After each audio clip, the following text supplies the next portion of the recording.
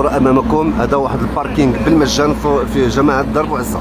الشركة اللي قامت بكراء هذا المكان عملات واحد اللافتة ديال 5 دراهم للوقوف ديال كل سيارة. هذا الشيء السبب ديالو رئيسة الجماعة اللي قامت بكراء لي باركينغ وكراء الشوارع بواحد القيمة مالية تناهز 300 إلى 400 مليون سنتيم. العامل عمارة نواصر ما عجبوش الحال وقام بإلغاء جميع الصفقات ديال كراء الشوارع بجماعة درب وعزة ولي باركينغ، وصبح الشارع والباركينغ بالمجان لجميع الساكنه لا ديال دار بوعزه لا ديال مدينه الدار البيضاء. اذا اي واحد جا لدار بوعزه ما خاصوش يعطي شي واحد درهم، وتا واحد ما عنده الحق انه يوقف على المواطن ويطلب منه واحد القدر مالي لانه لا يحق له. هناك قرار عاملي، السلطه المحليه غادي تتحمل فيه المسؤوليه، الدرك الملكي، اعوان السلطه، اي واحد يضبطوه لا بالجيل الصفر ولا واقف على شي سياره فغادي يقبطوه. الحاضر يعلم الغيب، والمسؤوليه الان غادي يتحملها المواطن. هذا الباركينغ اللي كتشاهدوا امامكم الان بالمجان، الشارع بالمجان، ما كاينش شي واحد يوقف لك، اي واحد يتحمل المسؤوليه ديالو. احنا وصل لكم الخبر صوت وصوره من عين المكان. اقول بان رئيس الجماعه درب وعزة في ورطه كبيره من بعد توجه الشركات في المحكمه من اجل